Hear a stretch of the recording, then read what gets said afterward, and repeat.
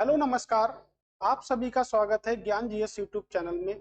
तो आज हम बात कर रहे हैं सिंधु घाटी सभ्यता की। इससे पहले हम सिंधु घाटी सभ्यता के फर्स्ट पार्ट को देख चुके थे, जिसमें हमने 56 प्रश्नों का क्या करा था, आपके साथ डिस्कस किए थे।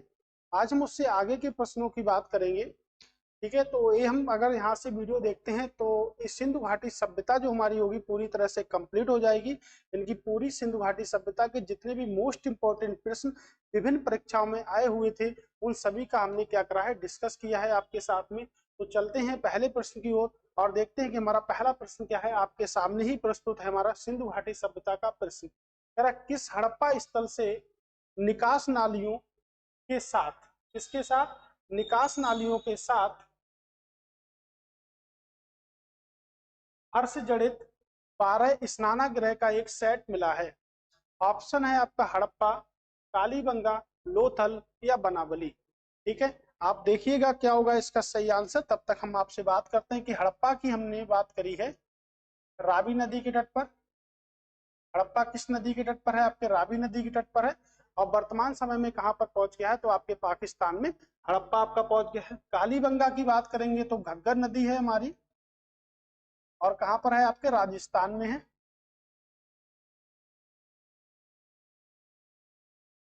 उसके बाद अगर यहाँ से बात करेंगे, लोथल आपकी भोगवा नदी का किनारे है, आपकी कहाँ पर है, गुजरात में है।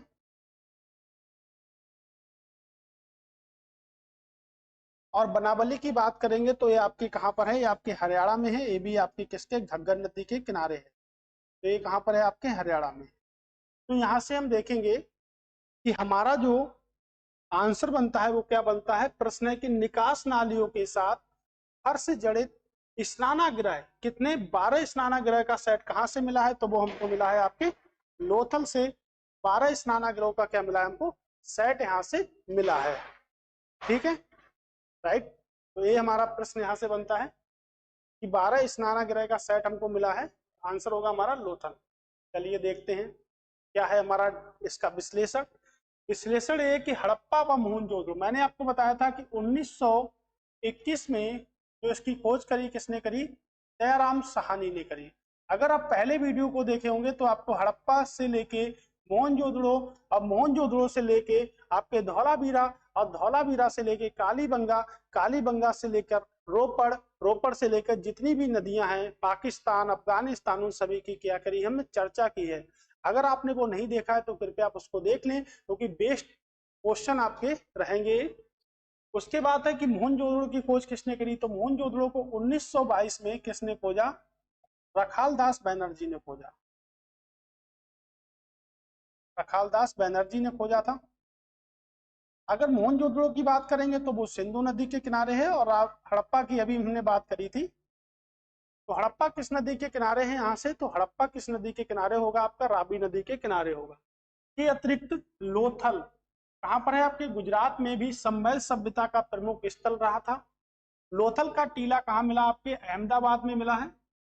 अहमदाबाद गुजरात जिले में मिला है के समीप। 1954 और 55 में इसकी खोज, 1957 और 58 के मध्य यहाँ एसआर राव के निर्देश में खुदाई की गई थी, जहां 2 मीटर के घेरे में बसे हुए एक नगर के अवशेष प्राप्त हुए हैं। तो 2 मीटर के घेरे में बसे हुए नगर के क्या हुए हैं, अवशेष प्राप्त हुए हैं। लोथल की नगर एवं भवन योजना सुनिश्चित व सुव्यवस्थित थी। ये भी इंपॉर्टेंट है कि किस नगर की योजना सुव्यवस्थित व सुसंगठित थी, तो हम कह सकते हैं लोथल की थी। नालियों व नरमोखोलों तथा नरमोखोलों का उपयुक्त प्रबंधन देखने को मिलता है। इस स्थल से निकास नालियों के साथ हर्ष जड़ित 12 स्नानागृह, 12 स्नानागृहों का क्या मिलता है हमको, सेट मिलता है। तो 12 स्नानागृहों का हमको सेट जो मिलता है वो कहां से मिलता है, आपके लोथल से मिलता है। देखिएगा कहां से मिलता है हमको, लोथल से यहाँ से सेट आपका मिलता है। तो लोथल आपके कहां पर है, गुजरात में अहमदाबाद पे भोगवा नदी के तट पर है आपका लोथल। इस तरह हमारा पहला प्रश्न हुआ। दूसरा प्रश्न है कि निम्नलिखित हड़प्पा स्थलों में से किस स्थल से गर्त आवास, किसके भाई, गर्त आवास के परिणामों की प्राप्ति हुई है, यानी कि क्या मिला है, एविडेंस मिला है, यानी कि साक्ष्य हमको मिला है। तो कहां से मिला है ये देखते हैं। राखीगढ़, बनावली, प्रवास पटान से मिला है या कुणाल से हमको मिला है? तो हम यहाँ से देख लेते हैं कि राखीगढ़ जो है वो आपके हरियाणा में है, बनावली भी आपके कहाँ पर है? हरियाणा में है। प्रवास पठान आपके कहाँ पर है? आपके गुजरात में है। कुणाल भी आपके कहाँ पर है? तो ये भी आपके कहाँ पर है? हरियाणा में है। तो हम देखेंगे राखीगढ़ की अगर बात करेंगे तो सिंधु घाटी सभ्यता का अगर सबसे बड़ा कोई स्थल है तो वो क्या है? आपका राखीगढ़ है। तो सिंधु घाटी सभ्यता का सबसे बड़ा स्थल आपके राखीगढ़ हो गया। अगर सिंधु घाटी सभ्यता का दूसरा सबसे बड़ा स्थल अगर पता करेंगे तो क्या होगा? हमारा धौलावीरा होगा। लेकिन अगर ओवरऑल प्रश्न बनता है कि संपूर्ण सिंधु घाटी सभ्यता का सबसे बड़ा स्थल कौन सा होगा, तो वो क्या होगा? मोहनजोदड़ो क्या होगा? सिंधु घाटी सभ्यता सबसे बड़ा स्थल होगा। तो इसका जो राइट आंसर होगा क्या होगा? आपके कुणाल। कुणाल हमारा सही आंसर होगा। देख लेते हैं विश्लेषण क्या कहता है हमको कुणाल का। कहता है हरियाणा के हिसार जिले में सरस्वती नदी, कौन सी नदी? सरस्वती नदी के किनारे स्थित कुणाल स्थल की खोज जगपति जोशी यानी कि जेपी जोशी ने की थी और एसआर बिष्ट ने 1974 में क्या किया था? इसका उत्खनन किया था। एसआर बिष्ट ने इसका क्या करा था? उत्खनन किया था। हड़प्पा कालीन स्थलों में पुराण से गर्तावास के एविडेंस या परिणाम मिलते हैं। यहाँ से चांदी के 2 मुकुट, ये भी याद रखिएगा, चांदी के 2 मुकुट व सोने के गहने, सोने के गहने यानी कि चांदी के 2 मुकुट व सोने के गहने प्राप्त हुए हैं। हड़प्पा शैली के लाल मातृभंड सर्वप्रथम यही से प्राप्त हुए हैं। तो कितने एविडेंस प्राप्त हुए हैं? देखिएगा, सोने के गहने प्राप्त हुए हैं, चांदी के 2 मुकुट प्राप्त हुए हैं और हड़प्पा संस्कृति में जो लाल मिट्टी के जो बर्तन थे वो भी कहां से प्राप्त हुए? कुणाल से ही प्राप्त हुए हैं। ठीक है। और गर्त आवास के साक्ष्य मिले हैं। देखिएगा, गर्त आवास हमको मिला है यहां से, चांदी के मुकुट मिले हैं। चांदी के कितने मुकुट मिले हैं? तो 2 मुकुट हमको चांदी के मिले हैं। सोने के गहने मिले हैं आपसे। और हमने लास्ट पॉइंट पढ़ा है कि जो लाल मिट्टी के जो बर्तन थे वो भी कहां से मिले हमको? तो वो भी आपके कुणाल से ही हमको मिले हैं। ठीक है। सरस्वती नदी के क्या है? तट पर है। अगला प्रश्न है कि रंगपुर की खुदाई में मिली सामग्री में क्या क्या सम्मिलित था या क्या क्या सम्मिलित है? धान की भूसी, खिलौने और विशाल स्नानागार, पुरानी तांबे की कुल्हाड़ी, मनके और मिट्टी के बर्तन, मनके, खिलौने और धान की भूसी, पुरानी तांबे की कुल्हाड़ी, धान की भूसी व खिलौने। तो अगर हम सही बात करेंगे तो खिलौने, विशाल स्नानागार की अगर हम बात करेंगे तो रंगपुर से नाम मिलकर कहां से मिला? आपके मोहनजोदड़ो से मिला। तो पहला प्रश्न तो हमारा गलत हो गया। तो यहां से देखा कि मोहनजोदड़ो से हमको मिला है। ठीक है। उसके बाद पुराने तांबे की कुल्हाड़ी जो है वो रंगपुर से मिली है। मनके बनाने के जो कारखाने जो हमको मिले हैं वो कहां से मिले हैं? तो वो चूंदोड़ो से मिले हैं, मनके बनाने के कारखाने। तो मनके हमने देखा तो हमारा ए भी गलत हो गया, ए भी गलत हो गया, ए भी गलत हो गया। और इसमें जो भी हैं आपके खिलौने वगैरह सब हमको कहां से मिले हैं? तो आपके रंगपुर से ही मिले हैं। कहां पर है रंगपुर? तो आपके गुजरात में है रंगपुर। गुजरात यानी कि सौराष्ट्र जिले में है गुजरात के। तो गुजरात के सौराष्ट्र जिले में है। और अगर यहाँ से बात करेंगे किस नदी पर है? तो सुखभादर नदी पर है। किस नदी पर है? सुखभादर नदी पर है आपके। तो सुखभादर नदी पर है आपके गुजरात में। ठीक है। देख लेते हैं क्या रहता है हमारा विश्लेषण। देखिए, विश्लेषण आपके सामने प्रस्तुत किया गया है। तो विश्लेषण में हम कह सकते हैं, ये हमारा विश्लेषण है कि रंगपुर गुजरात के सौराष्ट्र जिले में, जैसा कि मैंने आपको बताया था, उसी में क्या है? आपके स्थित है। यह स्थल जो है प्राक हड़प्पा और उत्तर के समय का एक स्थल माना जाता है। इस समय के उपकरण और साक्ष्य भी प्राप्त हुए हैं। इसकी खोज 1953-54 में ऐसा राव के द्वारा की गई थी। उत्खनन में पूर्व सिंधु सभ्यता की सामग्री में मिले पीले, कैसे? पीले और धूसर मिट्टी के बर्तन तथा सिंधु सभ्यता की सामग्री में कच्ची ईंटों के दुर्ग, नालिया, माद्रभांड, पाट, पत्थर के फलक तथा मिट्टी के पिंड आदि, पुरानी तांबे की कुल्हाड़ी तथा धान की भूसी व खिलौने आदि हमको क्या होते हैं? प्राप्त होते हैं यहाँ से। तो ये कुछ हमको पॉइंट हैं जो हमको याद रखने पड़ेंगे। ये हमको जो हैं आपके ये प्राप्त होते हैं यहाँ से हमारे। ठीक है। तो यहाँ से हमने देखा कि हमें कितनी चीजें प्राप्त होती हैं। तो देखिएगा, तांबे की कुल्हाड़ी हमको प्राप्त हुई, धान की भूसी प्राप्त हुई और खिलौने प्राप्त हुए, ये तो हमको पता है। उसके बाद हमारा पॉइंट बनता है किस नदी के किनारे है, तो सुखभादर नदी के किनारे है। कहाँ पर है? आपके गुजरात में है, रंगपुर। ये मोस्ट इंपोर्टेंट प्रश्न बनते हैं हमारे। उसके बाद आप देखिएगा कि पीले व धूसर मिट्टी के जो बर्तन है वो हमको कहाँ से मिलते हैं? रंगपुर से मिलते हैं। अभी हमने कुलाल को पढ़ा था, तो कुनाल से हमको कैसे मिलते थे? लाल मिट्टी के बर्तन हमको वहां से प्राप्त होते थे। फिर हमको ईंटों के दुर्ग मिले हैं, नालियों पर मातृभांड यानी कि मिट्टी के बर्तन पाए गए हैं। बाट हमको कहाँ से मिला? तो यहीं से मिला। और अगर उसके बाद अगर बात करेंगे तो मोहनजोदड़ो से भी हमको बाट का साक्ष्य मिला था। पत्थर के फलक हमको कहाँ से मिले थे? रंगपुर से मिले थे। मिट्टी के पिंड हो गए, पुराने तांबे की कुल्हाड़ी, धान की भूसी, ये सब हमको कहाँ से मिली थी? ये सबको हमको रंगपुर से ही हमको मिली थी। ठीक है। उसके बाद है कि निम्नलिखित में से कौन सा हड़प्पा कालीन स्थल हरियाणा में है? कौन सा हरियाणा में है? तो अब देखिएगा, अगर आप लगातार वीडियो पर बने रहेंगे, आप अगर लेक्चर को लगातार देखते रहेंगे, तो बिलीव रखिएगा कि आने वाला प्रश्न आपके सिंधु घाटी सभ्यता से गलत नहीं होगा, क्योंकि मैंने आपके साथ में 100 प्रश्न वो डिस्कस किए हैं जो विभिन्न एग्जामों में पूछे गए हैं। ठीक है, अगर आपने पहला वीडियो नहीं देखा तो आप उसको भी देख लें। निम्नलिखित में से कौन सा हड़प्पा कालीन स्थल हरियाणा में है? धौलावीरा, राखीगढ़, आलमगीर या रोपड़? अब हम बात करेंगे कि अभी हम कई बार पढ़ भी चुके हैं, तो धौलावीरा की अगर बात करेंगे तो भाई कहां पर है? आपके गुजरात में। आलमगीर की बात करेंगे तो कहां पर है? आपके उत्तर प्रदेश में है। अगर यहां से बात करते हैं रोपड़, तो रोपड़ आपका कहां पर है? पंजाब में है रोपड़। रोपड़ कहां पर है? आपके पंजाब में है। अब बात अगर करेंगे किस नदी के किनारे है रोपड़, तो रोपड़ आपके सतलज नदी के किनारे है। उत्तर प्रदेश में जो आलमगीर है वो आपकी किस नदी के किनारे है? तो वो आपके हिंडन नदी के किनारे। किस नदी के किनारे होगा? तो वो आपके हिंडन नदी के किनारे होगा। उसके बाद अगर धौलावीरा की बात करेंगे तो किस नदी के किनारे है? तो आपके भोगवा नदी के किनारे।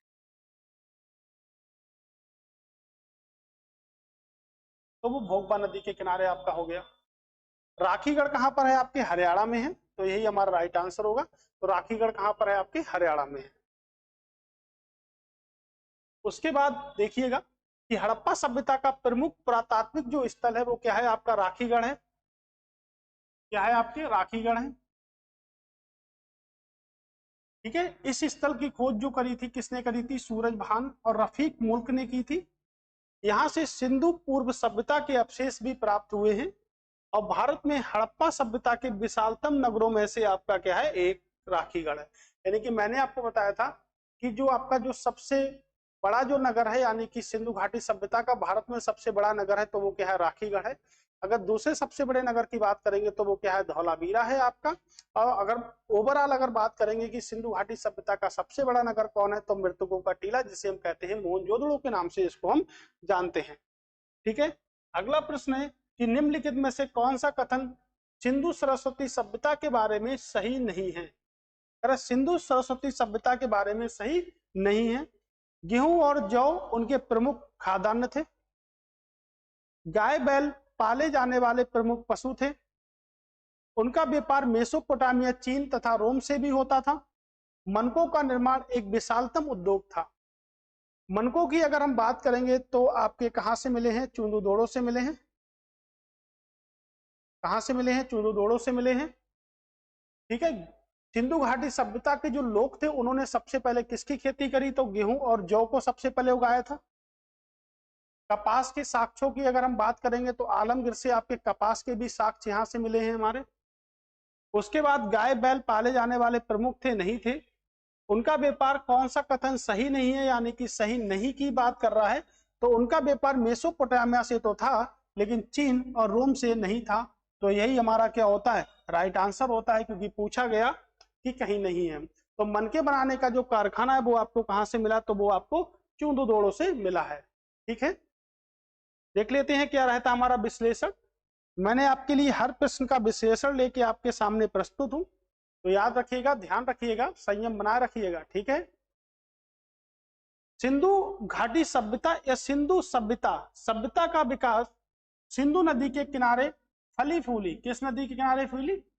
यानी कि सिंधु नदी के किनारे, और इसके अधिकांश स्थल हकरा घग्गर नदी में पाए जाते हैं। एक प्रश्न हमारा है कि सिंधु घाटी सभ्यता तो विकसित हुई थी, लेकिन बाढ़ के कारण वो नदी क्या हुई, बाद में सूख गई थी, और उसके अवशेषों को किससे बचाती रही, बाढ़ से बचाती रही। इससे यह सभ्यता अधिक उपजाऊ व समृद्ध रही होगी। सभ्यता में गेहूं और जौ उनके प्रमुख खाद्यान्न थे। तो प्रमुख खाद्यान्न क्या थे, गेहूं और जौ क्या थे, प्रमुख खाद्यान्न थे। इसके अलावा मटर, तिल, सरसों, बाजरा, ज्वार भी थे। इनके जानवरों में भैंस, बैल, गधा, गाय, बकरी, हाथी, कुत्ता भी शामिल था, और मनका बनाना यहाँ एक विशालतम उद्योग भी था। प्रश्न में सिंधु घाटी सभ्यता का व्यापार मेसोपोटामिया से तो था, लेकिन चीन और रोम से नहीं था। तो मैंने आपको बताया था कि कितनी फसलों की चर्चा की गई है, तो 9 फसलों की चर्चा की गई है। किससे अभी तक परिचित नहीं थे सिंधु घाटी सभ्यता के लोग, लोहे से परिचित नहीं थे। पहला पाला जाने वाला पशु क्या था, तो कुत्ता था। तो 9 फसलों की चर्चा की गई, जिसमें सबसे पहले गेहूं और जौ को उगाया था। कपास के साक्ष्य की बात करेंगे तो कहां से मिलता है, आलमगीर से आपके कपास का साक्ष्य हमको मिलता है। ठीक है, कि हड़प्पा निवासियों का संपर्क किसके साथ समुद्री मार्ग से था, तो हड़प्पा वासियों का संबंध जो है किसके साथ, समुद्री मार्ग से था। ये मेसोपोटामिया लिखा है, मेसोपोटामिया, अब कर लेना, यहाँ पे पीडीएफ में आपको सही हो जाएगा। मेसोपोटामिया की बात अगर हम करेंगे तो याद रखिएगा मेसोपोटामिया। ठीक है, 2 नदियों के बीच की भूमि कहते हैं हम, तो नदियों के बीच की भूमि कहते हैं। मेसोपोटामिया को 2 नदियों के बीच की भूमि कहा जाता है, और इसका सही आंसर भी आपका क्या होगा, मेसोपोटामिया के साथ समुद्री व्यापार का मार्ग क्या था, हमारा चलता था सिंधु घाटी सभ्यता के लोगों का। हड़प्पा निवासियों का समुद्री व्यापार मुख्यतः मेसोपोटामिया के साथ होता था। किसके साथ होता था, मेसोपोटामिया के साथ होता था। अरब सागर के तट पर स्थित लोथल नगर पश्चिमी एशिया के व्यापार का प्रमुख बंदरगाह था। तो लोथल तो एक सिंधु घाटी सभ्यता का एकमात्र बंदरगाह भी था। मेसोपोटामिया और सिंधु सभ्यता के बीच व्यापार के अभिलेखीय साक्ष्य भी मिले हैं हमको। हड़प्पा से मेसोपोटामिया के थानेदार मन के मोहनजोदड़ो से हतीमा रंग व क्लोराइट प्रस्तर का टुकड़ा भी हमको क्या है, मिला है। याद रखिएगा कि जो क्लोराइट जो टुकड़ा था वो हमको कहां से मिला, वो हमको मोहनजोदड़ो से हमको मिला है। ठीक है, अगला प्रश्न है कि निम्नलिखित में से किस राज्य में हड़प्पा कालीन अवशेष प्राप्त नहीं हुए हैं, तो किस राज्य में नहीं हुए। मैंने आपको बताया था कि सिंधु घाटी जो सभ्यता थी या हड़प्पा कालीन जो सभ्यता थी वो पूरी तरह से पश्चिमोत्तर भारत में हुई थी। दक्षिण भारत में उसका कोई भी स्थल प्राप्त हमको नहीं हुआ है। तो यही प्रश्न है कि हमारा कि कहां पर विकास नहीं हुआ है या किस राज्य में हड़प्पा कालीन स्थल नहीं मिले हैं। तो पंजाब में आपका रोपड़ मिला है। रोपड़ जो आपकी किस नदी के किनारे है, सतलज नदी के किनारे है। उत्तर प्रदेश में आलमगीरपुर मिला है आपको, जो आपकी किस नदी के किनारे होगा, जो हिंडन नदी के किनारे होगा।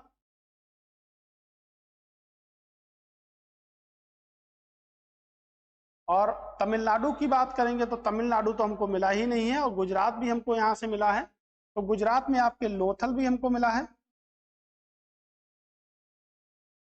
धौलावीरा यहाँ से मिला है हमको। ठीक है, कुछ हमको ऐसे ऐसे पॉइंट यहाँ से मिले हैं। तो देखिएगा रंगपुर भी हमको यहाँ से मिला है। ठीक है, तो हमने यहाँ से देखा कि जो हमारा पश्चिमोत्तर भारत में ही प्राप्त नहीं हुई है, लेकिन दक्षिण भारत में कोई भी स्थल हमको प्राप्त नहीं हुआ, जिसका उद्भव कहाँ पर हुआ है, ओवरऑल कहाँ हुआ है, पश्चिमोत्तर भारत में हुआ है। देख लेते हैं विश्लेषण क्या कहता है। कह रहा है हड़प्पा सभ्यता भारत की एक महत्वपूर्ण सभ्यता है, यानी कि सबसे पुरानी सभ्यताओं में से एक नहीं है, सबसे पुरानी सभ्यता ही है हमारी सिंधु घाटी की सभ्यता। यानी कि पहले हम मानते थे कि वैदिक सभ्यता सबसे प्राचीन है, लेकिन 1921 में जब दयाराम साहनी ने जब इसकी खोज करी थी तो माना जाता है कि सिंधु घाटी सभ्यता विश्व की सबसे पुरानी सभ्यता है, जो 5वीं शताब्दी तक चली थी। ठीक है, जिसका उद्भव भारत के पश्चिमोत्तर भारत में हुआ है, यानी कि पश्चिमोत्तर भारत में हुआ है, दक्षिण भारत में कोई भी स्थल नहीं मिला है, यानी कि दक्षिण भारत में कुछ भी नहीं पाया गया है। तो तमिलनाडु दक्षिण भारत का पार्ट है। तमिलनाडु से हड़प्पा कालीन अवशेष प्राप्त नहीं होते क्योंकि उद्भव हुआ ही नहीं है अभी तक दक्षिण भारत में कोई भी। तो इससे ज्ञात होता है कि सिंधु घाटी सभ्यता अभी तक दक्षिण भारत में नहीं, मतलब कोई भी साक्ष्य अभी तक दक्षिण भारत में हमको प्राप्त वहां से नहीं हुआ है। कह रहे हैं कि रोमन परिक्षेप के निकट पूर्व का संदर्भ क्या है। तो क्या है भाई, टिग्रिस नदी के पूर्व में स्थित क्षेत्र है आपके, सिंधु नदी के पूर्व में स्थित क्षेत्र है, भूमध्य सागर के पूर्व में स्थित क्षेत्र है, या कह सकते हैं कैस्पियन सागर के पूर्व में स्थित क्षेत्र है। तो रोमन की अगर बात करेंगे तो रोमन के लिए सही आंसर होगा, यानी कि सिंधु नदी के पूर्व में स्थित क्षेत्र तो नहीं हो सकता। ठीक है, भूमध्य सागर के पूर्व में स्थित क्षेत्र है। ये मेसोपोटामिया के अकॉर्डिंग ही चलता है आपके। तो मेसोपोटामिया का जो अर्थ है वो क्या है, आपके दो नदियों के बीच की भूमि। देखिएगा, रोमन प्रक्षेप जो है हमारा के निकट पूर्व का संबंध भूमध्य सागर यानी कि मेडिटेरियन सी से है, आपका ये क्षेत्र में स्थित है। ठीक है, सिंधु सभ्यता का उद्भव या उद्घाटन अभी तक नहीं किया गया है। कह रहा है, प्रश्न ये कह रहा है कि सिंधु घाटी सभ्यता में अभी तक किसका उद्घाटन नहीं है या किसके साक्ष्य हमको नहीं मिले हैं। उसकी भाषा के बारे में कोई जानकारी नहीं है। अब लिखिए, केवल छोटी लंबाई है, द्विभाषीय अवलेखों की अनुपस्थिति है। कह रहा उपयुक्त उत्तर में सही कारण बताइए। तो सही बताने हैं हमको कि इनमें से कौन कौन से सही हैं। ऑप्शन है पहला केवल एक और दो, एक और तीन, एक, दो और तीन। तो देखिएगा कि उसकी भाषा के बारे में कोई जानकारी नहीं है, तो अभी तक नहीं है। लेकिन लिपि हमको ज्ञात होती है कि लिपि कैसी है, आपकी चित्रात्मक है। लेकिन भाषा के बारे में जानकारी नहीं थी, क्योंकि ये सभ्यता आपकी कैसी थी, तो ये सभ्यता आपकी आद्य ऐतिहासिक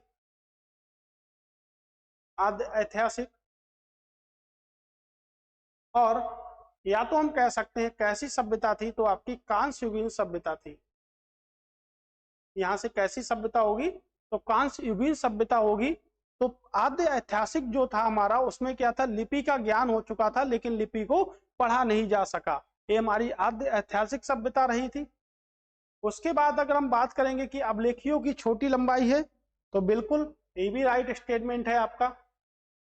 द्विभाषीय लेखों की अनुपस्थिति है, तो लेख तो कभी पढ़े ही नहीं गए, तो अनुपस्थिति तो रहेगी। यानी कि ऑप्शन हमारा क्या होगा, 1, 2, 3 हमारे सही होंगे, तीनों ऑप्शन। ठीक है, सिंधु घाटी सभ्यता के उद्घाटन से संबंधित उपयुक्त सभी कथन क्या हैं, सत्य हैं। अर्थात सिंधु घाटी सभ्यता की भाषा के बारे में कोई जानकारी नहीं है, इसके अवलेखों की लंबाई छोटी है और इसमें अवलेखीय अनुपस्थित रहा है। ओके, निम्नलिखित में से कौन सा स्थल उत्तर प्रदेश का स्थल सिंधु घाटी सभ्यता का केंद्र नहीं रहा है। सिंपल सा प्रश्न अगर बात करेंगे तो पूछ रहा है कि उत्तर प्रदेश में कौन सा स्थल सिंधु घाटी सभ्यता केंद्र नहीं रहा है। तो सिंधु घाटी सभ्यता का लुहास हो गया, सोथी हो गया, आलमगीर हो गया, आपके किस नदी के किनारे, आपके हिंडन नदी के किनारे है। बाकी ऊपर वाले जो स्थल हैं आपके, ये दोनों कहां पर है, आपके उत्तर प्रदेश में है, ए और बी। यानी कि कोल्डी हपा आपके सिंधु घाटी सभ्यता का स्थल ना होकर पाषाण कालीन स्थल है। कैसा स्थल है, आपके पाषाण कालीन स्थल है।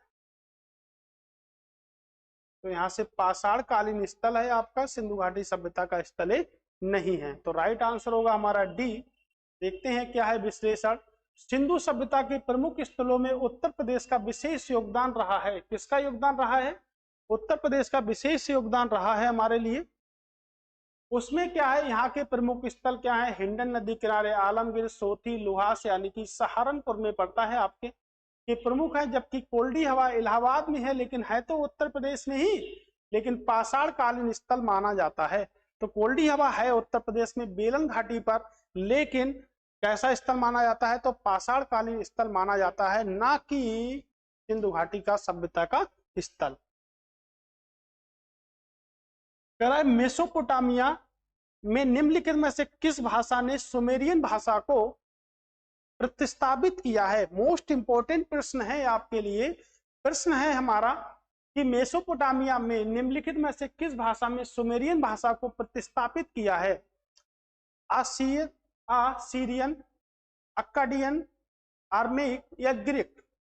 अगर हम यहाँ से बात करेंगे मेसोपोटामिया की बात अगर यहाँ से करते हैं कि मेसोपोटामिया का अर्थ क्या होता, तो दो नदियों के बीच की भूमि मेसोपोटामिया का शाब्दिक अर्थ है। ऐसे मोहनजोदड़ो की बात करते हैं तो मृतकों का टीला हम किसको कहते हैं, मोहनजोदड़ो को कहते हैं। तो इसकी जो भाषा होगी सुमेरियन की सभ्यता ने प्रतिस्थापित किया है, तो अक्काडियन क्या होगी, इसकी भाषा होगी, इसको प्रतिस्थापित किए हैं। ठीक है, देखते हैं क्या होता हमारा कि मेसोपोटामिया की सबसे पुरानी भाषा क्या है आपकी, सुमेरियन का स्थान 2400 के बाद धीरे धीरे अक्कडी भाषा ने ले लिया है, या अक्काडियन भाषा ने ले लिया। इस भाषा में किलाक्षर लेखन का रिवाज ईसवी सन से लेकर पहली शताब्दी तक रहा है। तो पहली शताब्दी तक रहा है आपका। ठीक है, मोस्ट इंपॉर्टेंट प्रश्न है, आप इस पे ना जाए कि KBS TGT 2018, यहाँ तो पूछा ही गया है और भारत के विभिन्न एग्जामों में भी पूछा जाता है, जैसे UPPCS हो गया, UPSC में भी कई सारे प्रश्न यहाँ से पूछे जाएंगे, नेट JRF से भी पूछे जाते हैं। यानी कि जहां भी वनडे एग्जाम में हिस्ट्री आती है वहां से प्रश्न पूछा जाता है। पूछ सकता है कि रंगपुर कहाँ पर है, तो गुजरात में है, किस नदी के किनारे है, तो सुखभादर नदी के किनारे है। ये PGT में पूछा गया, हर जगह पूछा गया, MTS में कई बार पूछा गया है।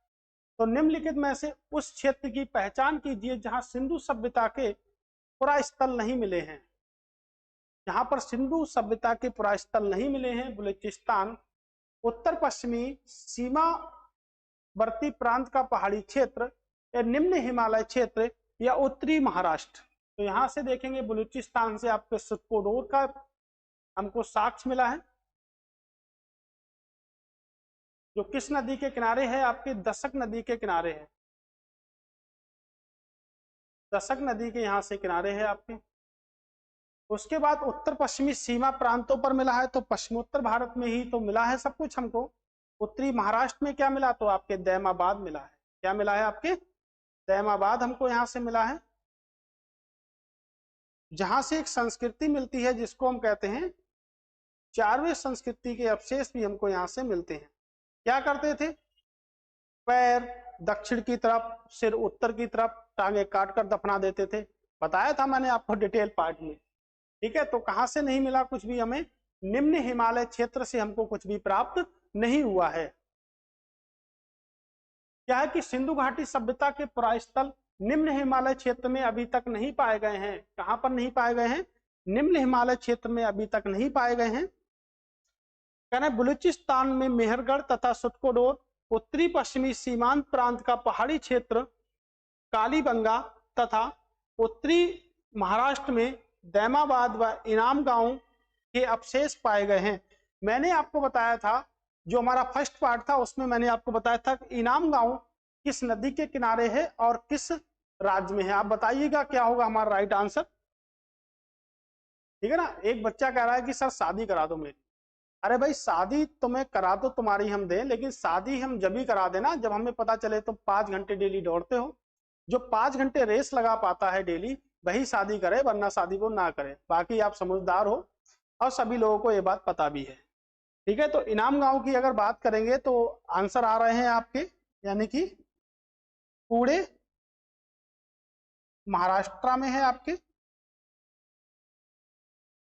और अगर बात करेंगे किस नदी के किनारे है, तो देखिएगा घोड़ नदी के किनारे है, यानी कि भीमा की सहायक नदी है। तो भीमा नदी भी हो सकती है और आपकी घोड़ नदी भी हो सकती है। अब बार बार लड़का ये देखो कमेंट कर रहा है। ठीक है, चलिए देखते हैं कि निम्नलिखित में से किसकी जानकारी हड़प्पा सभ्यता, निम्नलिखित में से किसकी जानकारी हड़प्पा सभ्यता काल में नहीं थी। पक्की ईंटों की, दीवारों पर इंग्लिश बॉन्ड पद्धति की, घोड़िया छत की, या वैज्ञानिक तरीके से बनाई गई मेहराब की। मेहराब की तकनीकी नहीं थी, बाकी सबकी तकनीकी थी, क्योंकि ये आपके बाद में प्रचलित की गई थी यहां से। ठीक है, देखिएगा वैज्ञानिक तरीके से जो मेहराब जो हड़प्पा सभ्यता से प्राप्त नहीं हुई है, तो मेहराब आपकी प्राप्त नहीं हुई है, याद रखिएगा। जबकि पक्की ईंटें कहां से मिली है, चूनूदोड़ों से मिली है। और दीवारों की इंग्लिश बॉन्डिंग कहां से मिली है, कालीबंगा से मिली है। तो कालीबंगा मतलब काले रंग की चूड़ियां। आ जाओ भाई, काले रंग की चूड़ियां तुमको पहना दी जाए। तो काले रंग की क्या है, हमारी चूड़ियां हैं यहाँ से। किस नदी किनारे है? तो आपके घग्गर नदी के किनारे है। अमलानंद घोष ने क्या करी थी? खोज करी थी आपके कालीबंगा की। तो पक्की ईंटें कहां से मिली हैं? तो चूंदू जोड़ों से हमको मिली है। पक्की ईंटों का साक्ष्य भी हमको यहां से मिला है। ठीक है, कह रहा है समाधान एच संबंधित है पूर्ण हड़प्पा संस्कृति से, पूर्ण विकसित हड़प्पा संस्कृति से, पूर्ण विकसित व प्रवर्ती हड़प्पा संस्कृति दोनों से विकसित है, या प्रवर्ती हड़प्पा संस्कृति से ही विकसित है। क्या होगा इसका राइट आंसर? तो कह रहे हैं कि ये कहां से स्थल मिले हैं? तो हमकी इसकी जानकारी मिली है हड़प्पा से। हड़प्पा की बात करें किस नदी के किनारे है? तो रावी नदी के किनारे है। और रावी का जो प्राचीन नाम है उसको हम क्या कहते हैं? उसको हम कहते हैं पाशुड़ी नदी। क्या कहते हैं? रावी नदी का प्राचीन नाम है आपका। ठीक है, किस स्थल से हमको मिलेगी? तो देखते हैं किस स्थल की बात करी गई है, यानी कि ऑप्शन हमारा क्या सही होगा? ऑप्शन आपका डी सही होगा। ठीक है, हड़प्पा से प्राप्त हुए समाधि जिसे एच के नाम से जाना गया है, उत्तर हड़प्पा काल या पर्वतीय हड़प्पा संस्कृति से संबंधित है। वहीं हड़प्पा में सभ्यता का एक कब्रिस्तान भी हमको मिला है जो दक्षिण क्षेत्र में है, और इसे समाधि R37 के नाम से जानते हैं। तो क्या होगा? मैंने आपको बताया था ऑप्शन हमारा क्या होगा? डी हमारा सही आंसर आपका होगा। ठीक है, जो हमें समाधि मिली है, जो हमको साक्ष्य मिले हैं वहां से समाधान एच को, जिसको हम किस नाम से जानते हैं? R37 के नाम से उसको हम जानते हैं। ठीक है, कह रहा कि निम्नलिखित में से किस साइट को भारत की सबसे पुरानी कृषि बस्ती के रूप में जाना जाता है? यानी कृषि बस्ती की बात हम करेंगे तो दैमाबाद हो गया, आपका हुलास हो गया, और आपके कालीबंगा यहां से हो गया, और आलमगीर यानी कि मेहरगढ़। तो दैमाबाद अभी हमने पढ़ा था, कहां पर है? आपके महाराष्ट्र में। कहां पर है? आपके महाराष्ट्र में है। हुलास की बात करेंगे तो आपके उत्तर प्रदेश में है। कालीबंगा की बात करेंगे तो कहां पर है? आपके राजस्थान में है। आलमगीर की बात करेंगे तो ये भी कहां पर है? आपके उत्तर प्रदेश में है। मेहरगढ़ की बात करेंगे तो ये भी आपके कहां पर है? उत्तर प्रदेश में रहेगा। लेकिन यहाँ से इस साइट के रूप में सबसे पुरानी कृषि बस्ती मिली है, तो आपके मेहरगढ़ से सबसे पुरानी कृषि बस्ती हमको मिली है। आप कमेंट बॉक्स में बताइएगा कि अंतरजी खेड़ा कहां पर है, यानी कि अंतरजी खेड़ा आपके कहां पर है?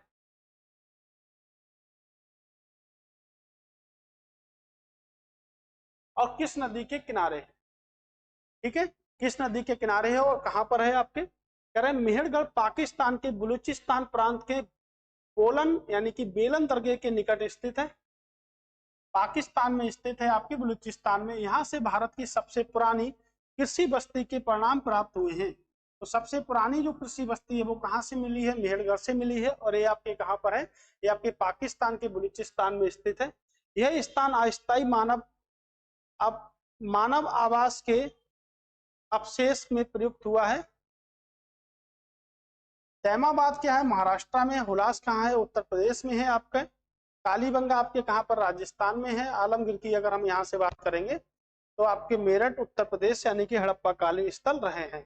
मैंने आपसे पूछा कि अंतरजी खेड़ा कहाँ पर है, तो उत्तर प्रदेश के एटा जिले में है। किस नदी के किनारे है? तो आपके काली नदी के किनारे है। कहाँ पर है? उत्तर प्रदेश के एटा जिले में। एटा जिले में। ठीक है, उत्तर प्रदेश के एटा जिले में है आपके, और काली नदी के आपके क्या है? किनारे हैं।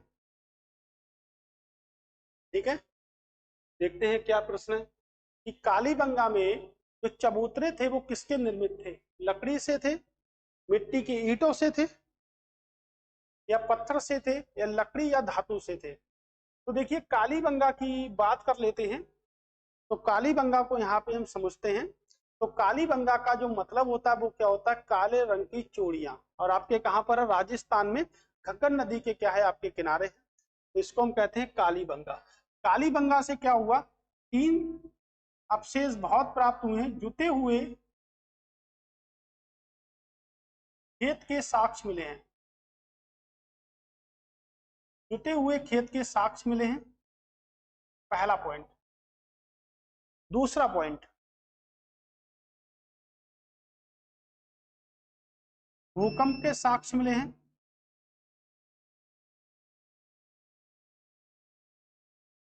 तीसरा पॉइंट, एक ही खेत में, एक ही खेत में दो फसल उगाए जाने के साक्ष्य मिले हैं। उगाए जाने के साक्ष्य मिले हैं। तो उगाए जाने के साक्ष्य मिले हैं, तो देखिएगा तीन जो हैं वेरी वेरी मोस्ट इंपॉर्टेंट है आपके, यहां से हमको मिले हैं। तो यहाँ से जो मिट्टी की ईंटें मिली हैं, क्या मिली है हमको? मिट्टी की ईंटें। तो कालीबंगा से जो प्राप्त चबूतरों से जो निर्मित है वो क्या है? आपकी मिट्टी की ईंटें हैं। और यहाँ से तीन साक्ष्य हमको मिले हैं, ठीक है। भूकंप के भी साक्ष्य हमको मिले हैं यहाँ से। और एक ही खेत में दो फसल उगाए जाने के भी साक्ष्य हमको मिले हैं, जुते हुए खेत के भी साक्ष्य हमको मिले हैं, ठीक है। देखिएगा कालीबंगा से प्राप्त चबूतरे किसके हैं? कच्ची ईंटों की से निर्मित है। यही था हमारा प्रश्न। कालीबंगा कहाँ है? राजस्थान के गंगानगर जिला, वर्तमान में हनुमानगढ़ जिले में स्थित है। एक प्राचीन सरस्वती नदी के तट पर स्थित है। इसकी खोज अमलानंद घोष ने की थी तथा उत्खनन, इसका जो उत्खनन जो किया था वो किसने करा था? बीबी लाल ने किया था। बीके थापड़ ने भी उत्खनन किया था। यहाँ से चूड़ी निर्माण के केंद्र लकड़ी की नाली मिली है। याद रखिएगा, लकड़ी की नाली कहाँ से मिली है? तो आपके कालीबंगा से मिली है। और दुर्ग का द्विभागीकरण व पक्की ईंटों की सड़कें, जुता हुआ खेत आदि के साक्ष्य भी हमको क्या होते हैं? यहाँ से प्राप्त होते हैं। तो जुते हुए खेत आदि के हमको साक्ष्य भी यहाँ से क्या होते हैं? प्राप्त होते हैं, ठीक है। कह रहा निम्नलिखित में से किस एक ने बालालथ का उत्खनन किया है? तो बालालथ का उत्खनन किसने किया? ऐसा राव ने किया, बीबी लाल ने किया, या के एन पुरी ने किया, बी एन मिश्रा ने किया? तो किसने किया आपके? तो बी एन, ठीक है। किसने किया? तो बी एन मिश्रा ने यहाँ पे किया है। देखिएगा बालाथर राजस्थान का उत्खनन 1993 में बी एन मिश्रा के द्वारा किया गया। किसने किया? तो बी एन मिश्रा ने किया। यह नवीनतम ज्ञात स्थल है। यहाँ से हड़प्पा संस्कृति की समान ही, हड़प्पा संस्कृति के समान ही मातृभांड पाए गए हैं। और यहाँ से परवर्ती हड़प्पा कालीन लोहे के औजार, क्या हुआ? लोहे के औजार तथा लोहे गलाने की भट्टियां प्राप्त हुई हैं। तो 1993 में उत्खनन किया आपके, कहां पर? राजस्थान में है, बी एन मिश्रा ने किया है। यहाँ पर लोहे के औजार और लोहे की भट्टियां, यानी कि लोहे को गलाने की भट्टियां भी हमको यहाँ से मिली है, ठीक है। अगला प्रश्न आप देखिएगा क्या है।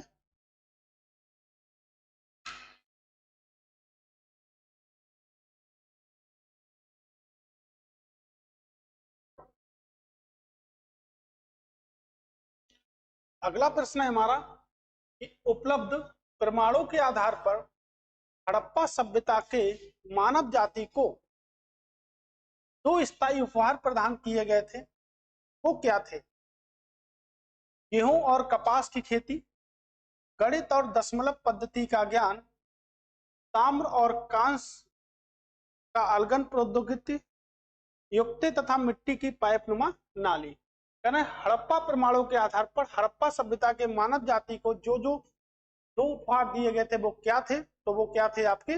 गेहूं और कपास की खेती। तो कपास का जो साक्ष्य है वो आलमगीर से हमको मिला है, याद रखिएगा। देखिएगा हड़प्पा सभ्यता में गेहूं, जौ, गेहूं, धान, कपास, सरसों, लाही, मटर, बाजरा क्या थे? प्रमुख उत्पाद थे जो परवर्ती संस्कृति में आए थे। कहां पर आए थे? परवर्ती संस्कृति में आए थे। गेहूं की दो प्रजातियां क्रिटिकम व कंपेक्स थी। इस संदर्भ में मुख्यतः कपास का वर्णन रुचि कर रहा था, जो आलमगीर से हमको प्राप्त हुआ है। सूत व इसके विभिन्न उत्पादों की हड़प्पा सभ्यता का प्रथम प्रयुक्त रही थी और यहीं से इसके प्रयोग का प्रसार जो प्रवर्ती संस्कृतियों में हुआ है। तो कितनी फसलों का हमको साक्ष्य प्राप्त हुआ है हड़प्पा से? तो कितनी फसलों का? 9 फसलों का साक्ष्य प्राप्त हुआ है हमको हड़प्पा से। उसके बाद हमारा प्रश्न बनता है कि भारतीय उपमहाद्वीप के किस भाग में हड़प्पा संस्कृति का उदय हुआ है? तो किस भाग में हड़प्पा संस्कृति का उदय हुआ है? पूर्ववर्ती हुआ है, उत्तर पश्चिमी में हुआ है, या पश्चिमी में हुआ है, या दक्षिण पूर्वी में हुआ है? मैंने आपको बताया था कि जो हमारी हड़प्पा जो संस्कृति है उसका जो विकास है वो पश्चिमोत्तर भारत में हुआ था, दक्षिण में तो नहीं हुआ था। तो पश्चिम और उत्तर भारत में हुआ था। यही हमारा क्या है, राइट आंसर है हमारा यहीं से। तो देखिएगा व्याख्या की अगर हम बात करें तो हम यहाँ से देख सकते हैं कि जो हड़प्पा और सिंधु संस्कृति का उदय भारतीय उपमहाद्वीप के पश्चिमोत्तर भाग में ताम्र पाषाणकालीन पृष्ठभूमि पर हुआ है। सिंधु सभ्यता या संवै सभ्यता नगरीय सभ्यता थी। संवै सभ्यता से प्राप्त परिपक्व अवस्था वाले स्थलों में प्रमुख नगरों की संज्ञा दी गई और ये हड़प्पाई मोहनजोदड़ो, बनावली और धौलावीरा, कालीबंगा आदि थे। ठीक है, अगला प्रश्न है हमारा कि प्रसिद्ध सिंधु नदी की निम्नलिखित में से कौन सी सहायक नदियां अफगानिस्तान में अवस्थित हैं? ठीक है, हरिरुद्र, कुम्र, कुंभा या बिस्ता की बात करेंगे तो झेलम नदी का प्राचीन नाम है। तो आपके जम्मू कश्मीर राज्य में है, तो ये तो आपके अफगानिस्तान में है नहीं, तो इसको हम देख लेते हैं। तो ऑप्शन आपका डी वाला तो होगा नहीं, यानी कि जी आपका होगा नहीं, तो ऑप्शन क्या सही होगा आपका? A B C. तो ए बी सी जो नदियां हैं वो कहां पर है? आपके अफगानिस्तान में है। ठीक है, यहां से भी हम देख लेते हैं क्या है इसका एक्सप्लेनेशन। अगर आप पाकिस्तान से बहती हुई नदी, पाकिस्तान से बहती हुई नदी सिंधु नदी एशिया की सबसे लंबी नदियों में से एक है। यह पाकिस्तान भारत के जम्मू कश्मीर में बहती है और चीन पश्चिमी तिब्बत के माध्यम से बहती हैं। यह पाकिस्तान की सबसे लंबी नदी और राष्ट्रीय नदी है।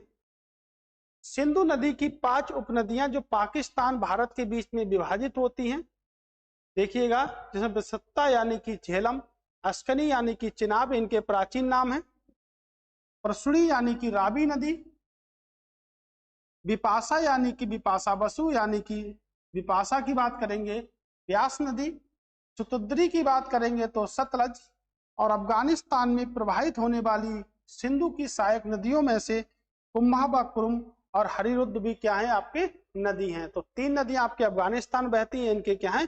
प्राचीन नाम है। सिंधु घाटी सभ्यता के लोग किस देवता की पूजा करते थे? तो सिंधु घाटी सभ्यता के लोग जो थे वो किस देवता की पूजा करते थे? पशुपति की पूजा करते थे, कृष्ण की पूजा करते थे, वरुण की या विष्णु की पूजा करते थे?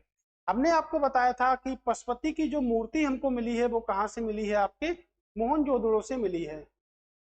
तो मोहनजोदड़ो से हमको यहाँ से मूर्ति प्राप्त हुई है। ठीक है, तो किसकी पूजा करते थे? तो पशुपति की ही पूजा करते थे। बाकी हमने देखा कि मोहनजोदड़ो से हमको विशाला स्नानागार मिला है हमको, जिसे हम कहते हैं मृतकों का टीला। मोहनजोदड़ो का शाब्दिक अर्थ क्या है? मृतकों का टीला। तो विशाल स्नानागार,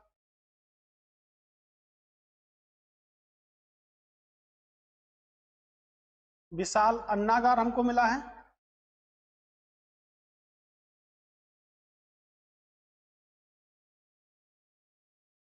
और कांसे की नृतक करती हुई मूर्ति भी हमको मिली है। तो कांसे की नृत्य की मूर्ति भी हमको मिली है, जिसे किस विधि के द्वारा बनाया गया था? तो जिसे बनाया गया था आपके मोम विधि के द्वारा। किस विधि के द्वारा बनाया गया था? तो मोम विधि के द्वारा बनाया गया था। ये सब हमको कहाँ से मिले हैं? तो ये सब हमको आपके मोहनजोदड़ो से मिले हैं, जिसका शाब्दिक अर्थ क्या होता है? मृतकों का टीला। ऐसे ही मां से निकलता है मेसोपोटामिया, जिसका शाब्दिक अर्थ होता है 2 नदियों के बीच की भूमि। ठीक है, तो सिंधु सभ्यता के लोग पशुपति की उपासना करते थे। किसकी पूजा करते थे? पशुपति की उपासना करते थे। यद्यपि सिंधु घाटी सभ्यता की खुदाई के परिणाम स्वरूप हमें किसकी मूर्ति मिली है? मातृ देवी। हमें कई मूर्तियां प्राप्त हुई हैं मातृ देवी की। इससे स्पष्ट होता है कि मातृ देवी की उपासना भी उसी काल में प्रचलित थी। यानी कि पशुपति के बाद जो प्रमुख जो थी मूर्ति वो क्या थी? हमारी मातृ देवी की थी। इससे स्पष्ट होता है कि मोहनजोदड़ो से प्राप्त एक मुद्रा के ऊपर पद्मनासन की स्थिति में एक विराजमान योगी का चित्र प्राप्त होता है। सिर पर एक क्या है, त्रिशूल है। क्या है भाई मेरे, त्रिशूल है सिर पर एक, जैसा आभूषण है, इसके 3 मुख हैं। मार्शल ने इसे देवता को क्या कहा, रुद्र शिव के नाम से संबोधित किया है। रुद्र शिव के नाम से क्या किया है, संबोधित किया है, जिसे त्रिमुख, महेश्वर, पशुपति आदि नामों से जाना जाता है। तो पशुपति पहली मूर्ति मिली थी हमको, उसी की पूजा करते थे। मातृ देवी क्या थी, दूसरी थी। और जो हमको मूर्ति प्राप्त होती है उसे जॉन मार्शल ने क्या कहा, तो देवता को क्या कहा, रुद्र शिव के नाम से क्या करा, संबोधित किया था। यानी कि रुद्र शिव के नाम से क्या करा था, संबोधित यहाँ पे कर दिया था उन्होंने। ठीक है, तो त्रिशूल भी के समान। अभी हमने आपको बताया था जो हमको मोहरे मिली थी उसमें 4 चीजें शामिल थी, लेकिन 4 पशु शामिल थे मोहरों में। क्या था, गैंडा, भैंसा, चीता और हाथी। मैंने ये भी आपको बताया था कि ये क्या थे, ये दाईं ओर थे, और ये क्या थे, ये आपके बाईं ओर थे। तो जो भी हमको मोहरे प्राप्त होती हैं उस पे 4 आकृति बनी हुई थी आपके। ठीक है, गाय, भैंसा, गैंडा और हाथी। ठीक है, गाय नहीं, यानी कि हाथी, गैंडा, भैंसा और चीता। ठीक है, गाय की अगर हम बात करेंगे तो गाय, हम वैदिक काल की बात करेंगे तब गाय को अगन्या कहा जाता था वहां पर।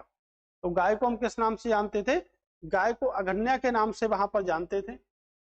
किस स्थान से सुप्रसिद्ध पुरोहित आकृति प्राप्त हुई है, बहुत ही अच्छा प्रश्न है कि किस स्थान से पुरोहित जो आकृति है वो प्राप्त हुई है। हड़प्पा से, लोथल से, मोहनजोदड़ो से या दैमाबाद से। हड़प्पा किस नदी किनारे है, तो रावी नदी के किनारे है। सभी लोगों को अब पता चल गया है, तो कल से ही हम इसकी चर्चा कर रहे हैं। लोथल भोगवा नदी के किनारे आपके कहां पर है, गुजरात में है। दैमाबाद की बात करेंगे तो आपके किस नदी के किनारे रहा है, यानी कि प्रवरा नदी के किनारे यहां से रहा है दैमाबाद। तो किसकी सहायक नदी है आपकी, गोदावरी की सहायक नदी है। ठीक है, मोहनजोदड़ो की बात करेंगे तो किस नदी के किनारे है आपके, सिंधु नदी के किनारे है। तो मोहनजोदड़ो आपके सिंधु नदी के किनारे है। अगर प्रवरा नहीं आएगी तो किस नदी के किनारे होगा आपका, गोदावरी नदी के क्या है, किनारे। ठीक है, तो यहाँ से गोदावरी नदी के किनारे है। पर राइट आंसर हमारा क्या होगा, तो राइट आंसर हमारा होगा मोहनजोदड़ो। तो यहाँ से राइट आंसर की अगर हम बात करेंगे तो क्या होगा आपके, मोहनजोदड़ो होगा। कह रहे हैं मोहनजोदड़ो से प्राप्त जो आकृति है, कि मोहनजोदड़ो से प्राप्त पुरोहित आकृति महाविद्यालय, काशी की नर्तक नारी की मूर्ति, मुद्रा पर अंकित पशुपति की मूर्ति और कुंभकारों के 6 भट्टे, सूती कपड़ा, हाथी का कपाल कुंड। याद रखिएगा, हाथी का कपाल कुंड कहां से मिला, तो आपके मोहनजोदड़ो से ही हमको मिला है। गले हुए तांबे के ढेर, सीपी की बनी हुई पटरी और अंतिम स्तर पर बिखरे हुए एवं कुएं से प्राप्त कंकाल, गीली मिट्टी पर कपड़े के साक्ष्य हमको क्या हुए हैं, प्राप्त हुए हैं। तो इतने जो आइटम हैं वो हमको प्राप्त हुए हैं। आइटम देखिएगा, अब लोग कंफ्यूज हैं कि भैया आइटम बहुत अच्छे हैं। एक होता है आइटम, एक होता है आइटम। ठीक है ना, याद रखिएगा। तो एक जो आइटम होता है उसको हम परमाणु कहते हैं, लेकिन एक आइटम जो होता है ना उसको तो सभी लोग जानते हैं कि आइटम होता क्या है। ठीक है ना, तो आप देखिएगा, यानी आप लोग समझदार हैं, आप कंपटीशन की तैयारी कर रहे हैं तो बाखूबी आप समझदार तो होंगे ही। ठीक है, तो आइटम और एटम में क्या होता है, अंतर होता है। पेपर में अगर प्रश्न आ जाए ना कि आइटम किसे कहते हैं, तो 2 नाविकों को मिलाकर मत लिख देना, या लिख दो कि 2 लोगों को मिलाकर जो आइटम जो बहुत ही सुंदर दिखता है वो क्या होता है, हमारा आइटम होता है। ठीक है, तो यहाँ पे परमाणु की बात करता है हमारा जो केमिस्ट्री है, वो किसकी बात करता है, आपके परमाणु की बात करता है, एटम की बात नहीं करता। बाकी आप लोग समझदार हो, सभी को पता भी है ना। ठीक है, तो ये देखिएगा कि हाथी का कपाल कुंड हमको मिला है, गले हुए तांबे के ढेर हमको मिले हैं, सीपी की बनी हुई पटरी हमको मिली है, अंतिम स्तर पर बिखरे हुए व कुएं से प्राप्त कंकाल भी हमको यहाँ से मिले हैं, और गीली मिट्टी के कपड़े के साक्ष्य भी हमको यहाँ से मिले हैं। ठीक है, हड़प्पा संस्कृति में किस प्रकार की मोहरें सबसे ज्यादा लोकप्रिय थी? तो किस प्रकार की जो मोहरें थी सबसे ज्यादा लोकप्रिय थी, ये देखिएगा। किस प्रकार की मोहरें सबसे ज्यादा लोकप्रिय थी? बेलनाकार थी, अंडाकार थी, गोलाकार थी या चौकोरे मोहरें थी? तो भाई चौकोरे मोहरें रही होंगी, ठीक है। कैसी मोहरें रही होंगी? अंडाकार तो नहीं मिलेंगी, तो कैसी रही होंगी? चौकोरे मोहरें यहाँ से रही होंगी, ठीक है ना, कुछ इस टाइप की मोहरें रही होंगी। ओके, ये देखिएगा चौकोरे मोहरें रही होंगी। इस पे 4 लोग क्या थे? 4 पशु अंकित थे, ठीक है। तो आंसर क्या होगा हमारा यहाँ से? चौकोर मोहरें, ठीक है। ऑप्शन नंबर डी क्या होगा हमारा? चौकोर मोहरें आपकी होंगी। देखिएगा विश्लेषण है हमारा कि हड़प्पा सभ्यता की स्थापित कला के क्षेत्र में मोहरों का महत्वपूर्ण योगदान है। मोहरों का महत्वपूर्ण योगदान रहा है, ठीक है। मोहरों पर विकसित मूर्ति कला के दर्शन होते हैं। मोहरों का जो आकार है मुख्यतः चौकोर या आयताकार है। तो मोहरें 2 प्रकार की थी आपकी, एक तो चौकोर थी और दूसरी क्या थी आपकी? आयताकार थी। लेकिन सबसे ज्यादा जो लोकप्रिय थी, और प्रश्न हमारा यही पूछा है कि भाई सबसे ज्यादा लोकप्रिय कौन सी थी? तो लोकप्रिय की बात करेंगे तो इसमें पहले तो ऑप्शन ही नहीं था आयताकार का, और सबसे ज्यादा लोकप्रिय की बात करेंगे तो क्या होंगी? चौकोर मोहरें सबसे ज्यादा लोकप्रिय रही होंगी। तो 2 प्रकार की मोहरें थी, लेकिन चौकोर मोहरें जो थी वो क्या थी? लोकप्रिय थी सबसे ज्यादा। मोहरों पर अत्यंत तीक्ष्ण व सूक्ष्म उपकरणों से क्या बनाया गया था? वृषभ का चित्र बनाया गया था, हाथी का चित्र बनाया गया था, गैंडा, बाघ, मूर्तियां, पत्तियों, टहनियों आदि का अत्यंत बारीकी से निर्माण किया गया था। आप देखिएगा कितनी सुशोभित रही होगी सिंधु घाटी सभ्यता, यानी कि वहां पे ऐसे ऐसे लोग थे जो छोटी छोटी मोहरों पर क्या बना दिए थे? चित्र बना दिए थे।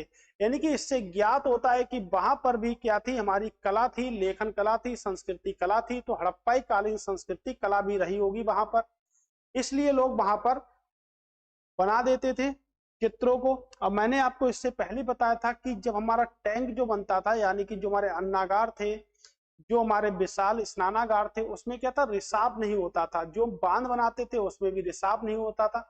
जैसे धौलावीरा से क्या है, जल उन्नत पद्धति हमको मिली है, तो उसमें क्या था? रिसाव पूरी तरह से नहीं था, एक भी छेद नहीं था, जिससे हमको पता चलता है कि वहां पर भी क्या थे? इंजीनियर लोग थे, यानी कि जो क्या थी? अभियांत्रिकी की पर्याचक रही होगी आपकी सिंधु घाटी की सभ्यता। तो देखिएगा अधिकांश मोहरें सेल खड़ी की बनी थी। तो प्रश्न ये भी बन सकता है कि मोहरें जो थी वो किसकी बनी थी? सेल खड़ी की आपकी बनी थी। लोथल और देसलपुर से तांबे की मोहरें मिली हैं। अब प्रश्न बनता है कि मोहरों पर क्या क्या अंकित था? तो देखिएगा क्या क्या अंकित था। गैंडा था, भैंसा था, बाघ था और आपका हाथी था। कहां से मोहरें मिली हैं? तो मोहरें देख लीजिएगा, तांबे की मोहरें आपके लोथल और देसलपुर से मिली हैं। मोहरों में सबसे प्रिय मोहरें कैसे थी? तो मोहरें 2 प्रकार की थी, एक तो चौकोरे थी और दूसरी क्या थी? आयताकार थी। इसमें सबसे प्रिय जो मोहरें थी वो क्या थी? आपकी चौकोर थी। और सेल खड़ी जो है आपकी मोहरें जो किससे बनी हुई थी? तो मोहरें आपकी सेल खड़ी से बनी हुई थी, राइट। तो मोहरें किससे बनी हुई थी? सेल खड़ी से बनी हुई थी। कह रहा है संवैध मुद्राओं का सर्वप्रथम प्रचलित अभिप्राय निम्नलिखित में से क्या है? तो अब आ गया मोहरों से संबंधित ही रहा है हमारा प्रश्न ये भी। तो मोहरों से संबंधित ही रहा है, यानी कि संवैध मुद्राओं का सर्वाधिक प्रचलित अभिप्राय निम्नलिखित में से कौन सा रहा है? ठीक है, एक श्रृंगी, वृषभ, गैंडा या आपके गज। गज मतलब होता है हाथी। तो संवैध मुद्राओं पर सर्वप्रथम प्रचलित कौन सा रहा है? तो सबसे ज्यादा प्रचलित क्या है? एक श्रृंगी पशु रहा है हमारा। क्या रहा है? एक श्रृंगी देखिएगा पशु रहा है हमारा। तो संवैध मोहरों पर प्राय वर्गाकार व आयताकार है। और इसके अब देखिएगा वर्गाकार भी हम कह सकते हैं चौकोर को। हाथी दांत, ठीक है ना, फाइनेंस तथा सैटेलाइट की बनी हुई थी। और एक श्रृंगी के अंकन के अतिरिक्त संवैध मोहरों पर हामार्ग और वृक्ष व स्त्री पुरुष का भी अंकन मिलता है। तो ये देखिएगा कि को सबसे जो लोकप्रिय थी वो क्या थी? हमारी एक श्रृंगी रही होगी सबसे लोकप्रिय। मोहरें जो थी सबसे लोकप्रिय क्या रही? आपकी एक श्रृंगी मोहरें सबसे लोकप्रिय रही। ठीक है। उसके बाद प्रश्न है हमारा कि निम्नलिखित में से किस प्रारंभिक हड़प्पाई स्थल से दुर्गीकरण के साक्ष्य मिले हैं। तो किस हड़प्पाई स्थल से दुर्गीकरण के साक्ष्य हमको मिले हैं? कोट दिजी, कालीबंगा, रोपड़, या कोट दिजी व रोपड़ दोनों से। कालीबंगा की बात करेंगे तो राजस्थान में है आपके, और घग्गर नदी के क्या है आपके किनारे है। तो क्या कहते हैं हम? कालीबंगा का अर्थ होता है काले रंग की चूड़ियां। रोपड़ की बात करेंगे तो आपके पंजाब में है, और पंजाब में कहां पर है? तो पंजाब में आपके सतलज नदी पर है। कोटजी की बात करेंगे तो पाकिस्तान में हमको पड़ेगा। तो आंसर क्या होगा कि निम्नलिखित प्रारंभिक हड़प्पाई सभ्यता से दुर्गीकरण का साक्ष्य मिला है। तो कोटजी से सर्वप्रथम दुर्गीकरण का साक्ष्य मिला है। दुर्गीकरण का साक्ष्य कहां से नहीं मिला सिंधु घाटी सभ्यता में? तो चूंदू दोड़ों से दुर्गीकरण का साक्ष्य नहीं मिलता है आपके। चूंदू दोड़ों से दुर्गीकरण का साक्ष्य हमको नहीं मिलता है। ठीक है। तो कोट दिजी जो है आपके कहां पर है? पाकिस्तान के सिंध प्रांत में है। स्थल सब याद रखिएगा कहां कहां पर है, मैचिंग दी फॉलोइंग में आपके आते हैं। एक पृथक स्थल है जहां पर प्राक हड़प्पा सभ्यता के रक्षा प्राचीर युक्त दुर्गीकरण के साक्ष्य हमको मिलते हैं यहाँ से। जो प्राक समय सभ्यता कालीबंगा से अधिक मानवीकृत व सुशोभित है। कोट दिजी के रक्षा दुर्ग का निर्माण सिंधु सभ्यता के पहले चरण से ही हो गया था, और कोट जी के दुर्गीकरण की व्यवस्था के आधार पर कालीबंगा से पहले दुर्गीकरण बस्ती मानी जाती है। यानी कालीबंगा से पहले की दुर्गीकरण बस्ती जो है क्या मानी जाती है? आपकी कोट दिजी मानी जाती है। रेखीय मापन के लिए हाथी दांत का पैमाना प्राप्त हुआ है। तो रेखीय मापन के लिए हाथी दांत का पैमाना कहां से मिला है? लोथल से मिला है, कालीबंगा से मिला है, या धौलावीरा से मिला है, या सुतकोडोर से मिला है। तो कहां से मिला है? रेखीय दांत का पैमाना जो है हमको कहां से मिला है? लोथल से मिला है। ये हड़प्पा नगर लोथल गुजरात के अहमदाबाद जिले में भोगबा नदी के तट पर स्थित है। कहां पर स्थित है? आपके भोगबा नदी के तट पर आपके स्थित है। देखिएगा, यह पुरातत्वविद रंगनाथ राय ने 1957 और 58 में खुदाई कराई थी यहाँ पर। यहाँ की मुख्य विशेषता क्या है? बंदरगाह। तो सिंधु घाटी सभ्यता का एकमात्र बंदरगाह आपका लोथल, और एक बंदरगाह लोथल में ही है जिसको हम कहते हैं मुद्रा। इसको हम किस नाम से जानते हैं? तो इसको मुद्रा के नाम से जानते हैं। इसकी खोज 1954 में किसने की थी? SR राव ने इसकी क्या करी थी? खोज की थी। ठीक है। कह रहे कि निम्नलिखित में से सर्वप्रथम पाकिस्तान के चोलिस्तान के रेगिस्तान में सरस्वती नदी के शुष्क तल पर बड़ी संख्या में संवेद स्थल खोजने वाला कौन था? रेमंड थे, अहमद हसनी दानी थे आपके, रफीक मुगल थे, या WS पाकनकर थे? तो सही आंसर की अगर बात करेंगे तो कौन थे आपके? रफीक मुल्क थे यहां से हमारे। ठीक है, क्या थे? रफीक मुल्क यहां से रहे होंगे हमारे।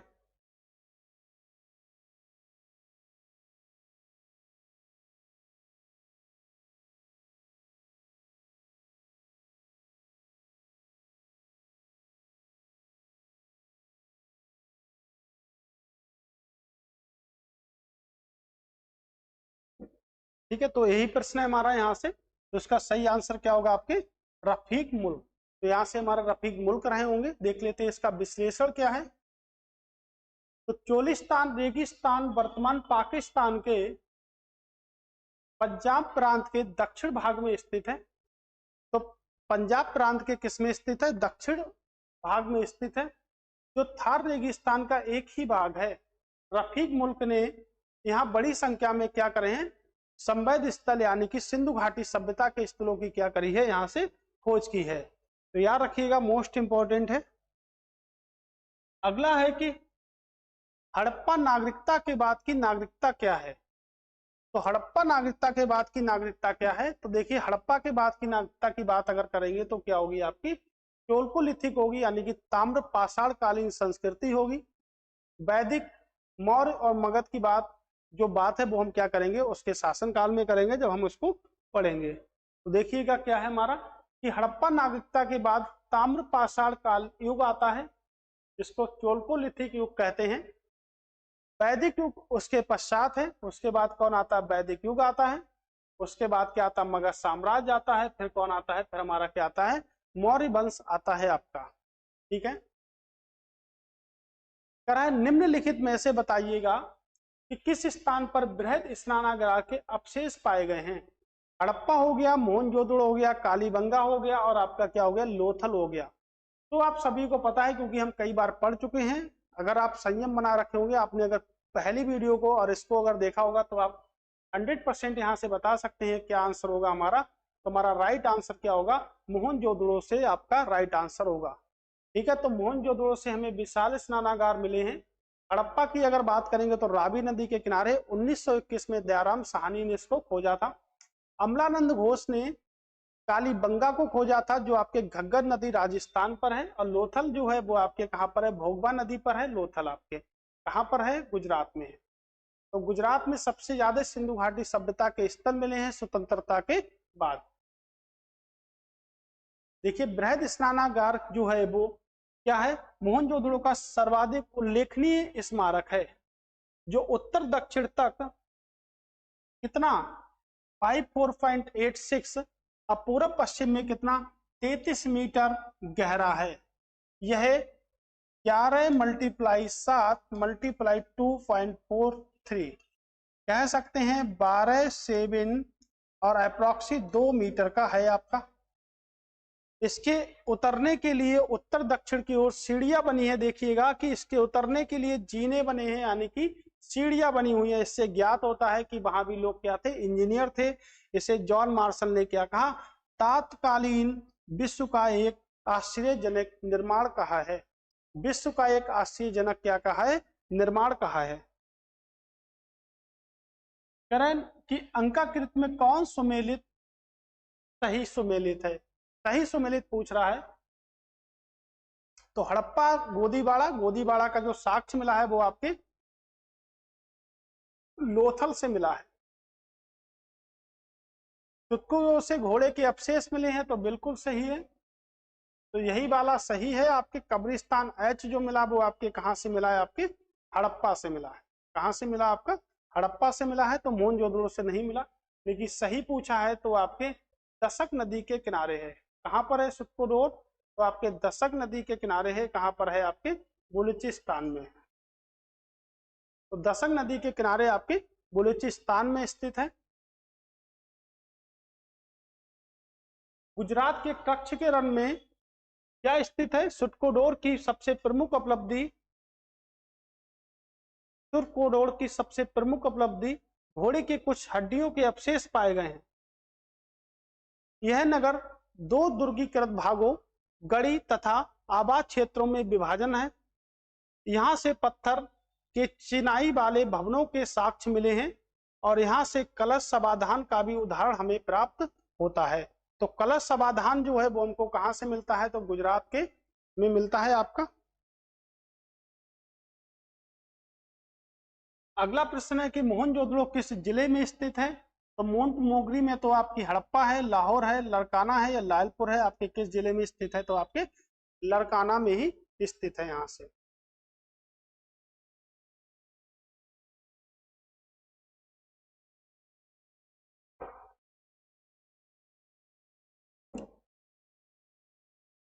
तो मोहनजोदड़ो पाकिस्तान सिंध प्रांत के किस जिले में स्थित है, आपके लड़काना जिले में स्थित है।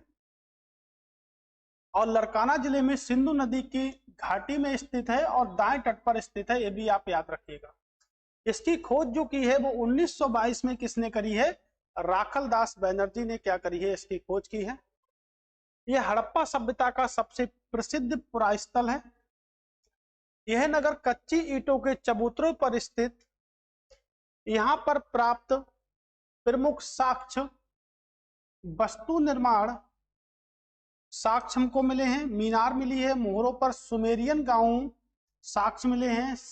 चांदी का प्राचीनतम साक्ष्य मिला है, जिसका मल्टीप्लाई कितना है 50 × 2 7 मीटर का अन्नागार हमको प्राप्त हुआ है। तो संवै सभ्यता का सर्वाधिक भारी बटखरा एक तो इतने ग्राम का यानी कि 10.9 ग्राम चांदी की मोहरों के साथ चांदी के कलश व शिलाजीत प्रमुख मिला है हमको यहाँ से। अब देखिए कितने अवशेष हैं, इतने सारे अवशेष हमको आज तक मोहनजोदड़ो से प्राप्त हुए हैं। बहुत सारे, ऐसे टाबे का ढेर हो गया, हाथी का कपाल कुंड का हो गया, पुरोहित भवन हो गया, सभा भवन हो गया, ये सब हमको कहाँ से मिला है? तो ये हमको सब मोहनजोदड़ो से ही मिला है, जो आपके लरकाना प्रांत में क्या है स्थित है, आपके सिंधु नदी के दाएं तट पर क्या है स्थित है। चलिए देखते हैं। कह रहा हड़प्पा सभ्यता की पहली खगोल की परिवेक्षणशाला निम्नलिखित में से किस प्राचीन स्थल पर लगाई गई है? तो खगोलीय पूछ रहा है, प्रयोगशाला किस स्तर पर लगाई गई है? चूनो दोड़ो पर लगाई गई है, रोपड़ पर लगाई गई है, या आपके दैमाबाद, या आपके धौलावीरा। बात करेंगे किस नदी पर है, तो आपके धौलावीरा की अगर बात करेंगे तो आपके भोगबा नदी पर है। दैमाबाद की अगर बात करेंगे तो आपकी किस नदी पर है? तो आपके प्रवरा नदी पर है। रोपड़ की बात अगर यहां से करेंगे तो आपके किस नदी पर है? तो आपके सतलज नदी पर है, सतलज नदी पर है। ठीक है, तो हमारा जो आंसर होगा वो क्या होगा? जो आपकी जो परियोजना है वो कहां पर है? आपके धौलावीरा में बनी हुई है और प्राचीनतम स्थल पर है। धौलावीरा की अगर बात करेंगे तो गुजरात के कच्छ के रण में स्थित है। इसकी खोज 1901 में किसने करी थी?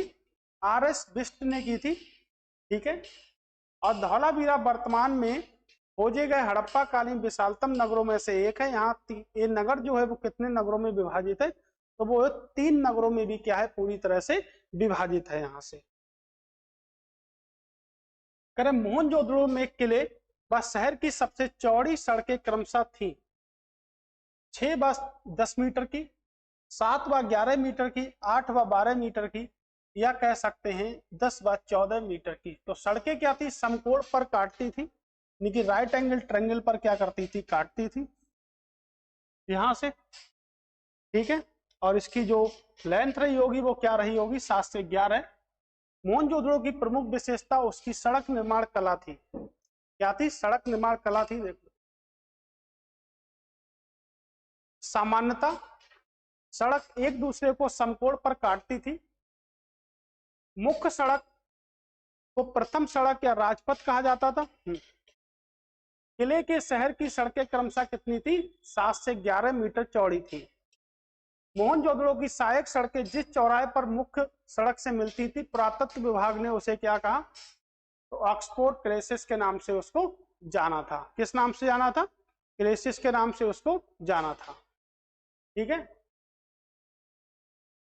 हड़प्पा सभ्यता के निम्नलिखित में से किसकी जानकारी नहीं थी?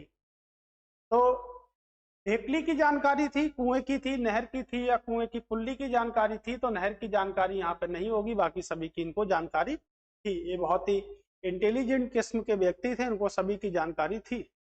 तो हड़प्पा सभ्यता में नहर का साक्ष्य नहीं प्राप्त हुआ है। सिंधु घाटी सभ्यता पर बांध के निर्माण के साक्ष्य मिले हैं और घरों में कुएं के भी साक्ष्य हमको मिले हैं। इस हड़प्पा कालीन स्थल से जहाजी महाल घाट मिला है। तो ये तो आपको पता ही है किस स्थल से मिला है, तो लोथल से मिला है। हमको पढ़ने की यहाँ से जरूरत ही नहीं है ऑप्शन, अगर हमको अच्छी तरह से पता है। ठीक है, तो कहाँ से मिला? हमको लोथल से मिला है। देखिएगा, लोथल जो है वो सब सागर तट पर स्थित होने के कारण पश्चिमी एशिया से व्यापार का प्रमुख केंद्र था। कालीबंगा से बेलनाकार मोहरे, हल के निशान, हवन कुंड, ईंट से निर्मित चबूतरे आदि प्रमुख साक्ष्य हमको प्राप्त हुए हैं। इस पुरास्थल से दुर्ग में 7 अग्निकुंड प्राप्त हुए हैं। हड़प्पा से, मोहनजोदड़ो से, लोथल से, और आपके कहां से? कालीबंगा से। तो कहां से हमको अग्निकुंड मिले हैं? तो अग्निकुंड की अगर बात करेंगे तो अग्निकुंड भी हमको वहीं से मिले हैं जहां से सबसे ज्यादा साक्ष्य मिले हैं। तो अग्निकुंड कहां से मिले हमको? कालीबंगा से हमको अग्निकुंड का साक्ष्य प्राप्त हुआ है। कालीबंगा जो वर्तमान समय में कहां पर है? आपके राजस्थान पर है। तो अग्निकुंड हमको कहां से मिला है? तो कालीबंगा से हमको अग्निकुंड भी मिला है। ठीक है, आप संयम बनाए रखिएगा, अभी बहुत सारे हमारे प्रश्न यहाँ से बचे हुए हैं। देखिएगा, अगर आपको इसकी पीडीएफ चाहिए है तो आप हमें व्हाट्सएप कर सकते हैं, और व्हाट्सएप करने के बाद में हम आपको क्या करेंगे, प्रोवाइड करा देंगे। ये हमारा नंबर है, आप याद रखिएगा इसको, ठीक है। आप हमें व्हाट्सएप कर दीजिएगा इस नंबर पे। अगर आपको टेलीग्राम ग्रुप से जुड़ना है तो आप उससे भी जुड़ सकते हैं। बहुत सारे बच्चों कमेंट्स आ रहे हैं कि सर पीडीएफ कैसे मिलेगी, तो ये नंबर है व्हाट्सएप का, इस पे आप व्हाट्सएप कर दीजिएगा। पूर्व विकसित हड़प्पा सभ्यता लगभग कितनी शताब्दियों तक जीवित रही? मैंने आपको बताया था कितनी शताब्दियों तक जीवित रही थी, तो शुरुआत में ही मैंने आपको बताया था, अगर आपने याद रखा होगा तो 5 शताब्दियों तक क्या रही, हमारी जीवित रही थी। देखिएगा कि मोहनजोदड़ो जो आपकी कोटजी, कालीबंगा, लोथर, रोजडी, तुर्कोडस, जो रेडियो कार्बन तिथियां जो हमको प्राप्त होती हैं, उसके आधार पर संवय सभ्यता की स्थिति से क्या था हमारा, ये देखिएगा, का निर्धारण करती हैं। लगभग 2250 से लेके कितना, 1750, यानी कि 2250 से लेके 1750 तक ये सभ्यता अपने विकास की प्रकाष्ठा पर थी। अब पूर्ण विकसित हड़प्पा सभ्यता का लगभग 50 शताब्दियों तक क्या रही, 50 नहीं यानी कि 5 शताब्दियों तक क्या रही, जीवित रही थी। कितनी शताब्दी तक, तो 5 शताब्दी तक पूरी तरह से क्या रही थी, जीवित रही थी। निम्नलिखित में से कौन सी सिंधु घाटी सभ्यता की सबसे प्रमुख विशेषता है? तो देखिएगा, सिंधु घाटी सभ्यता की सबसे प्रमुख विशेषता एक ही है, नगर नियोजन। शहरीकरण व्यवस्था थी हमारी, सड़कें क्या थी, समकोण पर काट रही थी एक दूसरे को, ठीक है ना, एक भी रिसाव नहीं होता था, तो ये प्रमुख थी। पर्यावरण के अनुकूल थी, नालियां भी थी हमारे। लेकिन आजकल की भारत की स्थिति ये है कि किसी किसी गांव में क्या करता है, बीच में ही नालियां बना देता है। अब दामाद जी वहां गए और मोटरसाइकिल से गिर गए, तो ये तो गलत थी ना। इससे पहले विकसित जो 5000 वर्ष जो पहले हमारी सभ्यता रही थी, सिंधु घाटी सभ्यता, वो इससे ज्यादा विकसित रही होगी, ठीक है। तो नालियां बीच में ना बनाकर क्या बनाई जाती थी, साइड पे बनाई जाती थी। समकोण त्रिभुज पर क्या करी थी, यहाँ पे कट करी जाती थी, यानी कि सड़कें क्या थी, समकोण पर काटती थी। तो क्या थी, नगर नियोजन, यानी कि शहरीकरण की व्यवस्था थी हमारी, शहरीकरण की व्यवस्था थी, या कह सकते हैं नगर नियोजन की व्यवस्था थी, ठीक है। यहां से कह रहे हैं 1921-22 में राखल दास बनर्जी ने तथा दयाराम साहनी के नेतृत्व में हड़प्पा को यहाँ पर लाएंगे और मोहनजोदड़ो को यहाँ से यहाँ ले जाएंगे, ठीक है। कि खुदाई हुई, खुदाई के विकसित अवस्था में नगरों का अवशेष पाए गए हैं, और नगर के भारत के इतिहास में सर्वप्रथम नगरों का उदय संवय सभ्यता से ही किया जाता है। तो सिंधु घाटी सभ्यता की प्रमुख विशेषता भी रही थी, पर्यावरण के अनुकूल थी, आपकी नालियां थी बिल्कुल बनी हुई थी पूरी तरह से। करें हड़प्पा संस्कृति से जुड़ा स्थल रंगपुर किस नदी के किनारे है? शुरुआत में ही मैंने आपको बताया था, सुखभादर नदी के किनारे है। किस नदी के किनारे है? भादर नदी के किनारे है, ठीक है, रंगपुर आपका। देखिए डिटेल में भी लिखा होगा आपके कि भादर नदी के किनारे है, रंगपुर गुजरात में है, जो गुजरात प्रांत के अहमदाबाद जिले में स्थित है। इसकी खोज जो करी थी माधव स्वरूप वस्त ने की थी 1931 में। उत्खनन किसने करा था? एसआर बिष्ट ने किया था इसका उत्खनन। और इस संस्कृति से क्या होता, उत्तरावस्था के दर्शन भी हमको प्राप्त होते हैं। किसके दर्शन प्राप्त होते हैं? उत्तरावस्था के दर्शन भी हमको मिलते हैं। अधोलिखित में संवैध पुरास्थल महानगर किसे कहा जाता है? तो महानगर किसे कहा जाता है? चुंदोदोड़ो को कहा जाता है, रोपड़ को कहा जाता है, सुरकोडोट को कहा जाता है, या कह सकते हैं राखीगढ़। तो किसको कहा जाता है? राखीगढ़। तो सिंधु घाटी सभ्यता का सबसे बड़े नगर की अगर हम बात करेंगे तो वो आपका राखीगढ़ है, और सिंधु घाटी सभ्यता का दूसरा सबसे बड़ा नगर जो होगा वो आपका क्या होगा? धौलावीरा होगा। लेकिन संपूर्ण सिंधु घाटी सभ्यता की अगर यहाँ से हम बात करेंगे तो आपका जो नगर होगा वो क्या होगा आपका? तो सबसे बड़ा जो नगर होगा वो क्या होगा आपका? मोहनजोदड़ो आपका सबसे बड़ा नगर यहाँ से होगा। करें सिंधु सभ्यता की खोज राय बहादुर यानी कि दयाराम साहनी ने की थी। संवय सभ्यता नगरीय व कांस्ययुगीन सभ्यता रही थी, यानी कि थी हमारी, जिसको हम कहते हैं आद्य ऐतिहासिक सभ्यता भी कहते हैं। संवय सभ्यता से प्राप्त परिपक्व अवस्था वाले स्थलों में केवल 6 को ही बड़े नगरों की संज्ञा प्रदान की गई, और हड़प्पा, मोहनजोदड़ो, कालीबंगा, राखीगढ़, धौलावीरा आदि थे। अब तक की सबसे उपमहाद्वीपीय में इस सभ्यता के लगभग 1000 स्थलों का पता चला है। तो अभी तक हमने लगभग में 1000 स्थल सिंधु घाटी सभ्यता के हमने जानकारी प्राप्त की है, 1000 स्थलों की हमने जानकारी यहाँ से प्राप्त की है। अगला प्रश्न है कि झूकर संस्कृति है एक, कौन सी संस्कृति है? प्रारंभिक हड़प्पाई संस्कृति है, परिपक्व हड़प्पाई संस्कृति है, या परवर्ती हड़प्पाई संस्कृति है, या इनमें से कोई नहीं? कौन सी है आपके? परिवर्ती हड़प्पाई संस्कृति है आपके। ऑप्शन नंबर सी राइट होगा हमारा। ठीक है, तो संवै सभ्यता की तिथि को लेकर विद्वानों में बहुत सारे मतभेद हैं और हमेशा ही मतभेद बने रहे थे। तो बहुत सारे मतभेद भी रहे हैं विद्वानों ने, कुछ विद्वानों 2500 से माना है 1750, कुछ ने माना है 2300 से लेके 1750 तक माना है। इससे इस समय नगरीय सभ्यता थी। कौन सी सभ्यता थी? नगरीय, यानी कि शहरी सभ्यता भी रही होगी। इसके बाद में यह सभ्यता ग्रामीण हो गई, क्योंकि इसमें क्रमिक रूप से नगरों का पतन होता चला गया और ग्रामीण संस्कृति, परवर्ती संस्कृति को झूकर संस्कृति के नाम से जानते हैं। ठीक है, किस नाम से जानते हैं? झूकर संस्कृति के नाम से जानते हैं। हड़प्पा संस्कृति किस स्थल से मध्य नगर का परिणाम मिला है? कालीबंगा, राखीगढ़, सुतकोडोर या बनाबली से? मध्य स्थल की बात करेंगे, यानी कि सबसे पहले बात कर लेते हैं तो कहाँ है? आपको मैं कई बार बता चुका हूँ, राजस्थान में है।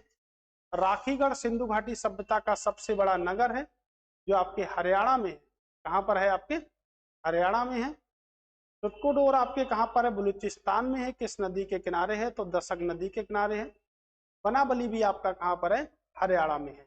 ठीक है, तो क्या है कि हड़प्पा संस्कृति से कालीबंगा से मध्यनगर के परिणाम मिले हैं। देखिए कहाँ से मिला है मध्यनगर? तो कालीबंगा से हमको मध्यनगर मिला है। और कालीबंगा से प्राक हड़प्पा के सभी साक्ष्य भी मिलते हैं, और यहाँ से जुते हुए खेत के साक्ष्य, जौ का साक्ष्य मिलता है, चना का मिलता है, सरसों का मिलता है, और इसके अतिरिक्त अग्निकुंड भी मिलते हैं। तो सिंधु घाटी सभ्यता के लोग कुल मिलाकर 9 फसलों से क्या थे? परिचित थे। सबसे पहले उन्होंने क्या उगाया? तो सबसे पहले गेहूं को उगाया, और गेहूं और जौ उन्होंने सबसे पहले उगाया था। कपास भी उगा लिया था। तो 9 फसलों से क्या थे? टोटल परिचित थे। अग्निकुंड के साक्ष्य भी कहाँ से मिले हैं? तो कहाँ से मिले हैं हमको? तो अग्निकुंड के जो साक्ष्य हैं वो हमको कहाँ से मिले हैं? तो वो भी आपको मिले हैं कालीबंगा से। ठीक है, कारण सिंधु घाटी सभ्यता के आवासीय क्षेत्रों में निम्नलिखित में से कौन सा आरोहण यानी कि आरोही क्रम के अंतर्गत आता है? तो सबसे बड़ा स्थल की बात करेंगे, सबसे छोटे स्थल की बात करेंगे, तो हड़प्पा सबसे बड़ा स्थल नहीं, सिंधु घाटी सभ्यता का सबसे बड़ा स्थल आपका क्या होगा? मोहनजोदड़ो होगा, धौलावीरा होगा, और आपका हड़प्पा होगा। लेकिन हम सीरियल से बात कर सकते हैं, तो सबसे पहले मोहनजोदड़ो। ठीक है, उसके बाद बात करेंगे तो राखीगढ़। राखीगढ़ क्या होगा हमारा? राखीगढ़। राखीगढ़ के बाद बात करेंगे तो धौलावीरा। तो यहाँ से धौलावीरा की भी बात हम करेंगे। ठीक है, तो देखिएगा संवै सभ्यता को प्रकाश में लाने का श्रेय सबसे पहले किसने करा? तो सबसे प्रमुख व्यक्ति यही हैं, और सबसे प्रमुख व्यक्ति फिर राखालदास बनर्जी रहे थे। जयराम साहनी ने हड़प्पा स्थलों की खुदाई करी और कुछ साक्ष्य भी प्राप्त किए। 1922 में राखालदास बनर्जी ने मोहनजोदड़ो की खुदाई करवाई, तथा 1991 में रविंद्र बिष्ट ने धौलावीरा की क्या कर दी थी? खुदाई कर दी थी। ठीक है, आलमगीर किस नदी के किनारे है? तो आलमगीर किस नदी के किनारे है? यमुना, हिंडन, रामगंगा, या आपके उपयुक्त में कोई नहीं। किस नदी के किनारे है? आपके उत्तर प्रदेश में है। और कपास का सबसे पहला साक्ष्य भी हमको यहीं से मिला था। कहाँ से मिला था? यहीं से हमको कपास का साक्ष्य भी हमको सबसे पहले मिला था। तो आलमगीर हिंडन नदी के किनारे स्थित है। संवै सभ्यता का क्षेत्रफल निर्धारित करते समय 4 महत्वपूर्ण नगरों का उल्लेख किया गया था, जिसमें भगत राव, रहमान डेरी व आलमगीर है। संवै सभ्यता का विस्तार भारत, पाकिस्तान और अफगानिस्तान ओवरऑल सभी में हुआ है। तो भारत में भी है, पाकिस्तान में भी है, और अफगानिस्तान में ही। मैंने आपको शुरुआत में ही बताया था कि 3 नदियां हैं आपके, हरिरुद्र, कुम्र और आपके कुंभा। ये सब कहाँ है? आपके अफगानिस्तान में है। यहाँ से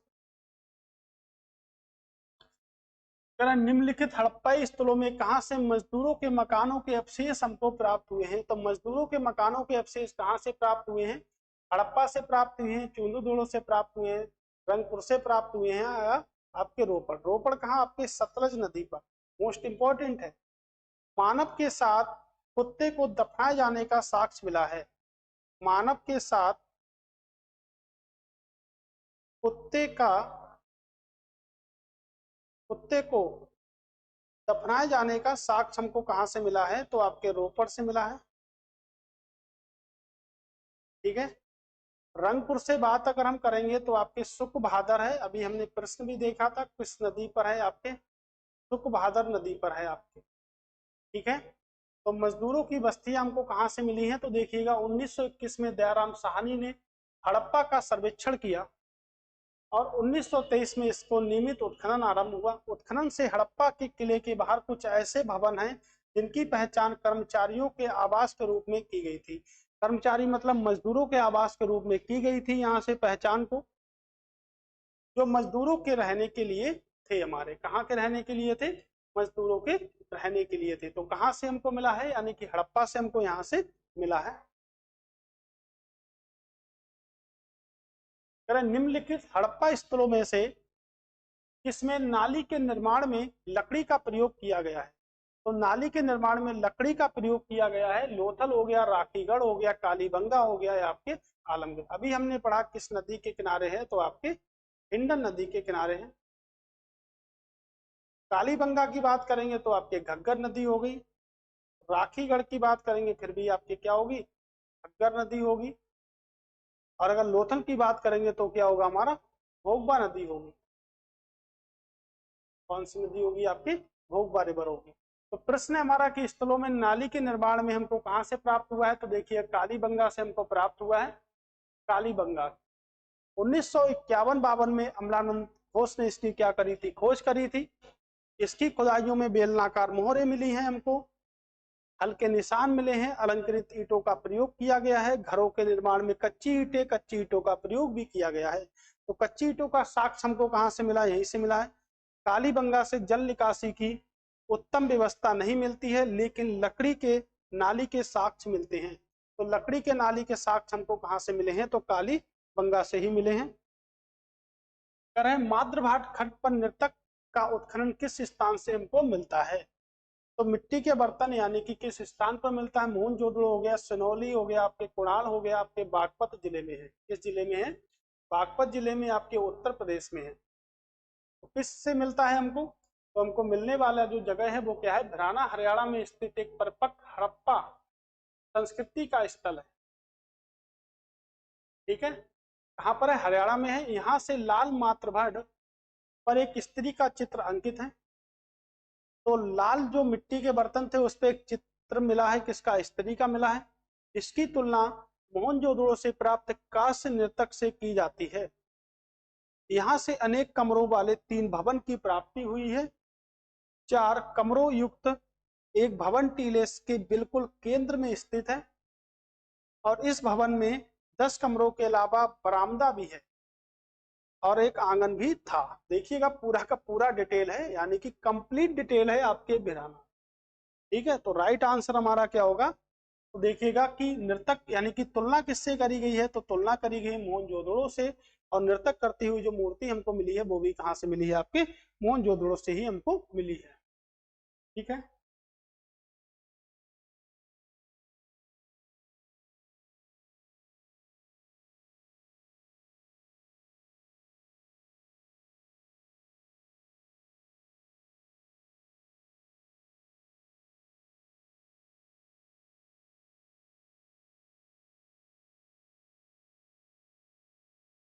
ठीक है। हड़प्पा के लोगों के सामान्य घरेलू बर्तन किससे बने हुए थे? तो हड़प्पा के लोगों के सामान्य जो घरेलू बर्तन थे वो किससे बने हुए थे? पत्थर से बने हुए थे, चीनी मिट्टी से बने हुए थे, या मिट्टी की अच्छी तरह से पकाए गए चित्रात्मक बर्तन थे, या हम कह सकते हैं कि ताम्र के बर्तन थे। तो बर्तन क्या होते थे? मिट्टी के बनाए जाते थे। तो मिट्टी से अच्छी तरह के जो विवरण जो थे, लेकिन मिट्टी से अच्छी तरह से पकाए गए जो चित्रात्मक बर्तन थे वही हमको मिले हैं। तो ये हमारा राइट आंसर होगा। ठीक है। बर्तन बनाने के लिए सिंधु की मिट्टी का प्रयोग किया जाता था। किसका प्रयोग किया जाता था? सिंधु की मिट्टी का प्रयोग किया जाता था, जिसमें चूना या अब्रक मिलाया जाता था। तो बर्तन बनाने के लिए सिंधु की मिट्टी का प्रयोग किया जाता था, जिसमें चूना या अब्रक मिलाया जाता था। हड़प्पा के बर्तन भारी और उपयोग थे। मिट्टी विभिन्न प्रकार के थे, सादे और पुत्ते होते हुए चित्रात्मक। अधिकतर भांड सादे थे, जो लाल मिट्टी के बने हुए थे। किस मिट्टी के बने हुए थे? लाल मिट्टी के बने हुए थे। वस्तुतः खुले में पकाए जाने के कारण वे लाल हो जाते थे, जिन पर बहुधा लाल भूरी पट्टिका बनी हुई थी। इसकी पट्टिका बनी हुई थी, भूरी पत्रिका बनी हुई थी। तो याद रखिएगा, वेरी वेरी मोस्ट इंपॉर्टेंट प्रश्न है।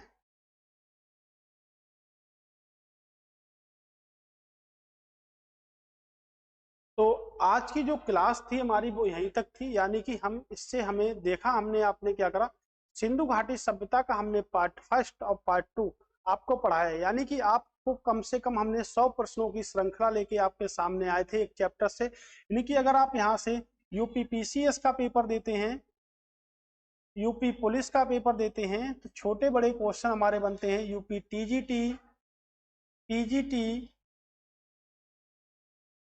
ठीक है ना, UP triple SC, SSC, CGL, लेकिन जितने भी आपके उत्तर प्रदेश में जितने भी एग्जाम होते हैं, नेट जेआरएफ हो गया, यूपी पीसीएस हो गया, कुछ क्वेश्चनों की बात यूपीएससी में भी होगी हमारे।